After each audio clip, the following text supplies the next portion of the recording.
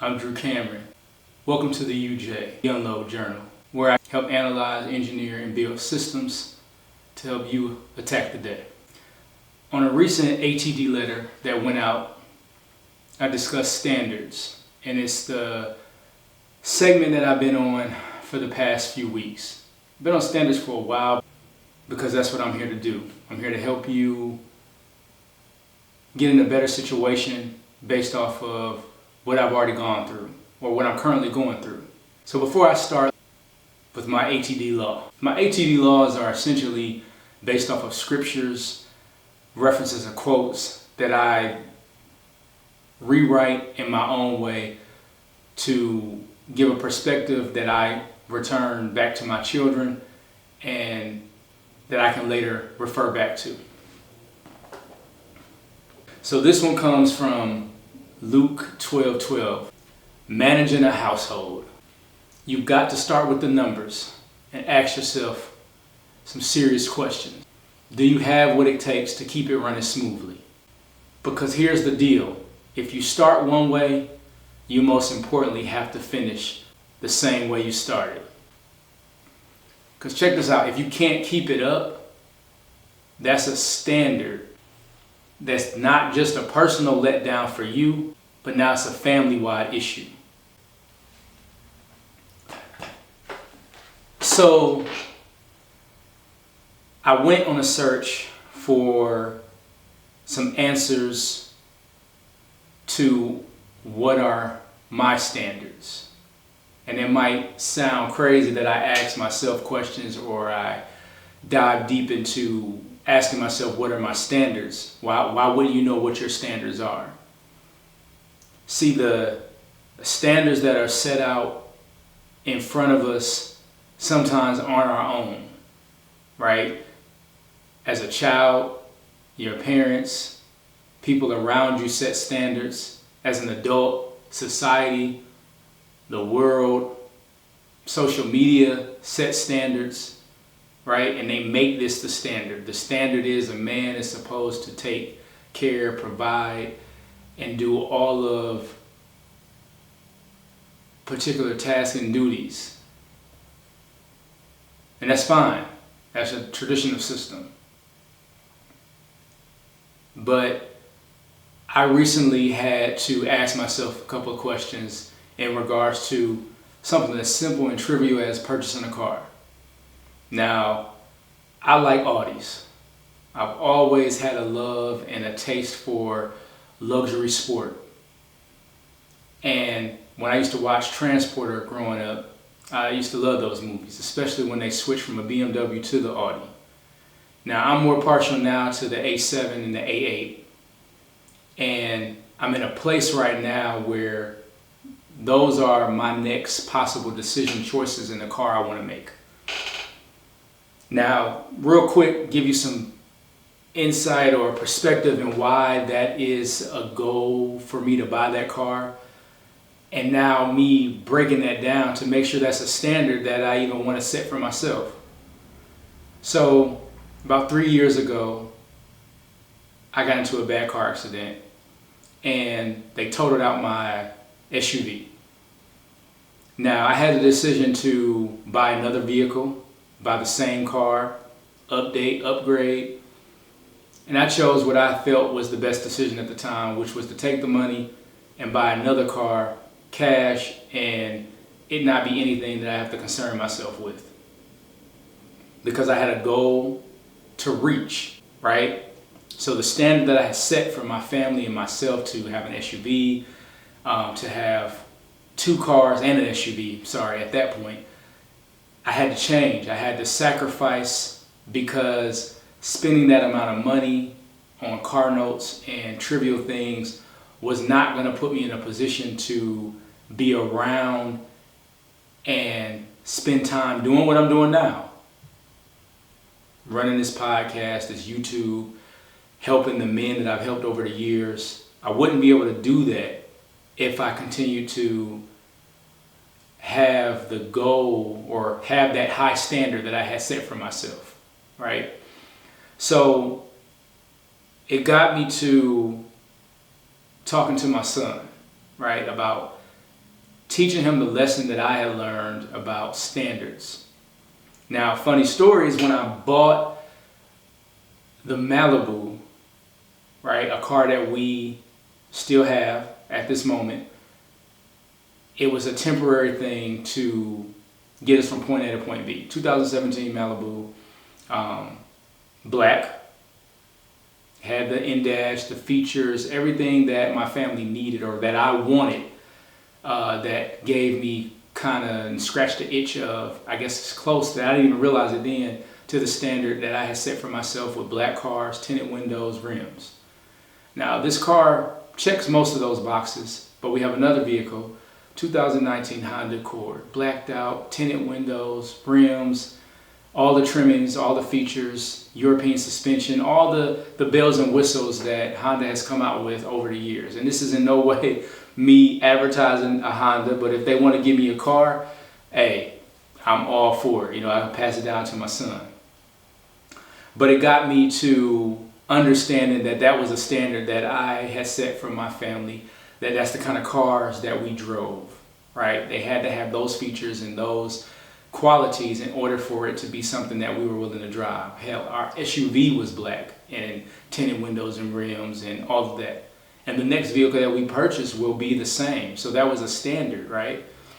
But I talked to my son and I told him, you know, those were the standards that I understood that I had met. And I, you know, remember when I came home with that car, how they were not happy. They were like, what, where's the truck? Where's the SUV? You come home with this? And I was like, you know, what, you guys are disrespectful. You're just upright rude to tell me, like, why didn't I come home with another SUV? But that's the standard I had set, right? That's the standard I set for my family. So how could I be mad that I now had set this standard that now they're questioning what's going on? My wife the same. Why did you do this? But I had a goal. I had something I needed to do. I had somewhere where I wanted to be.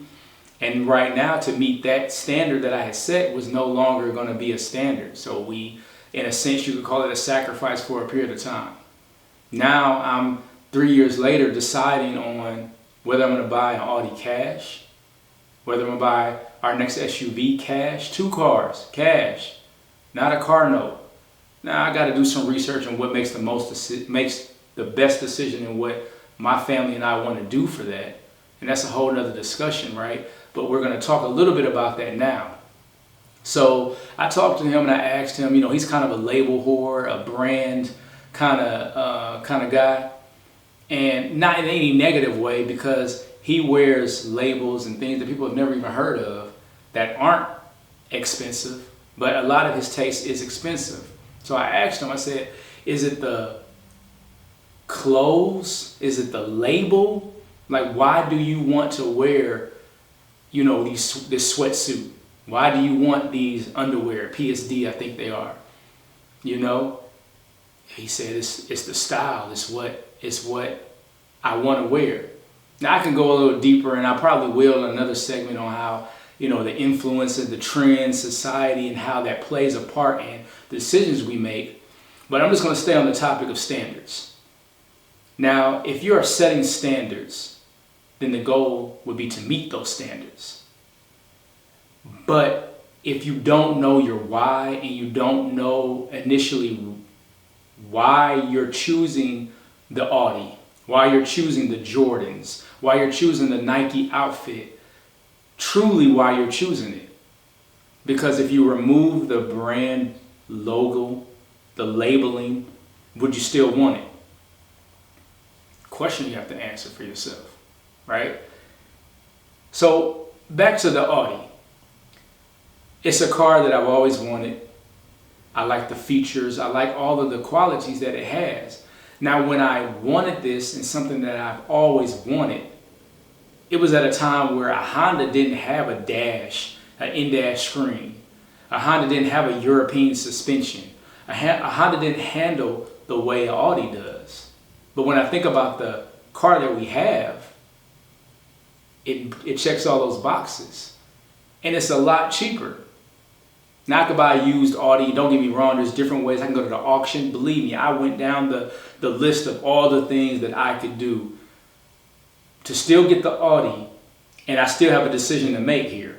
right? I still have a decision to make, and whether I'm going to get the Audi A7, A8 series, whether I'm going to just buy another Honda and have two Hondas and an SUV, like a Yukon, you know, I have a decision to make. And when I make the decision, y'all will be the first to know. But, well, not the first, my wife will be the first to know, but y'all will know. You see what I'm saying? But that brings me back to the point of my standard. So my standard is a black car with rims, tinted windows, and the way it rides, the way it handles, the way it looks. My standard is not an Audi. My standard is not a BMW.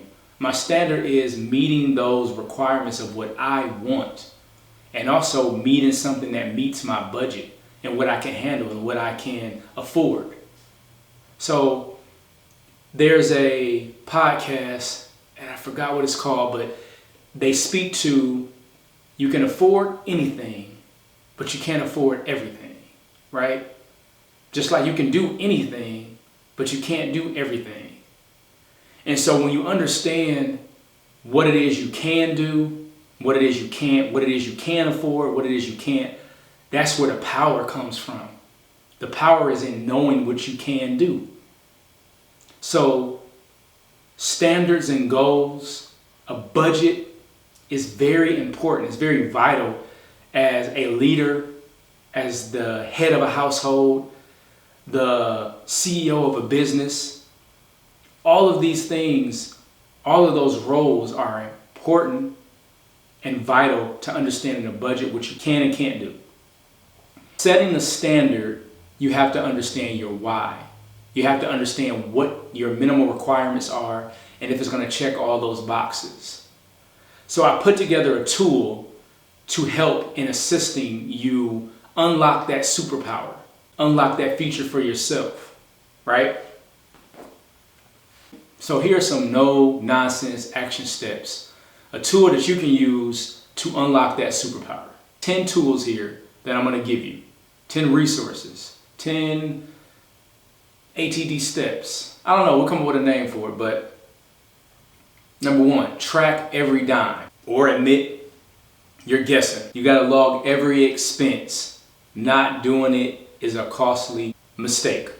You're shooting in the dark if you don't know what your target is with your budget. Number 2, categorize or keep kidding yourself, right? You have to categorize your expenses, your wants, your needs. You need to know exactly where your money's going and how much is going where it's going. You got to prioritize saving and investing, or you're going to stay broke. Essentially, your money is your employee. However much money you make that money work for you. Invest it. Your money, each dollar is an employee, and it should be working in your sleep. You got to cut the waste, or you're going to keep flushing money down the drain. You got to plan for your big purchases, or you're going to have continual buyer's remorse. And nobody wants to buy something and constantly be regretting it. Number 7, you got to adjust regularly, or you're going to fall behind. So you got to be prepared to pivot sideways, adjust the budget, adjust your goals, your standards as time see fits. I did it. You just heard me say it. I had to sacrifice for a period of time, 3 years, to get to a point where I am in the power to decide if I want to buy 2 cars cash, buy one with the business. I have choices now, right? Smart choices that will empower me. Number 8, use the tools, AI, technology, your phone. There's so many budgeting tools, so many ways that you can add gadgets to your tool belt, add resources that would essentially unlock this superpower. You have to, after you set standards, you have to set goals, or you're going to drift aimlessly, going from one thing to the next, chasing shiny objects. You got to set some goals on what you want to do once you have your standards. And number 10, I talk about this. I did this for years, right? Focused on discipline. Stay disciplined, or you're going to keep tripping over the same mistakes because you don't know what you're doing. If you don't set goals with having discipline, you're going to trip every time, flat on your face. So grit down and stay focused. All right. So I hope those tools help. But one other thing, you got to know the difference between standards and goals. So just real quick, something I can compare it to, setting a standard for fitness would be the equivalent of 4 days a week I'm hitting the gym, 5 days a week I'm hitting the walk of a 20-minute or 10,000 steps. And I'm going to make sure that I track all my lifts and track all my calories. That's a standard, right? That's a minimum standard that I set for myself and I have for over 2 decades. That keeps me on target for my minimal standard. And anytime I want to reach a goal, like getting ready for, well, I don't do bodybuilding shows anymore, but getting ready for a vacation, getting ready for maybe a photo shoot or something that just I want to reach, I can easily raise my standard, which is now my new goal. But I have a minimal requirement to maintain the body that I have. So you treat it the same way when you have a minimal standard on what you can and can't afford. If you say that I have $90,000 after taxes and you attribute all your bills and your money and you put your 20% away for investments and your 30% away for saving and you have your 50% left for your overall expenses and maybe 40% left for your expenses and 10% left to just blow, and I say blow, but you have a strategic way of what you're going to do, then don't exceed that. Have the discipline to know that that's what you want to do so you can hit new levels, hit new heights. I'm always here to help. I'm always here for a conversation. This is the first time I'm officially saying this is a podcast, but it is. The Unload Journal is a podcast, but this is the visual representation, if you're watching this on YouTube, for you to get actionable insight and steps as a leader, as a CEO, as a king of your family, of your business. So if I can in any way help you, DM me, comment, like, and share this podcast to someone it may help about setting standards on financial standards. Next week I'll have a different topic. It'll be on standards. What standard, what you need to set, you won't know until you tune in next week for the next Unload session. Give me feedback. Let me know what you think. Let me know if this helps you. Let me know if you don't like my intro. I'm open right now because I just want feedback on what I'm doing and how I can better assist people and be a steward of what God has told me to do. So this has been an Unload session. Attack the day.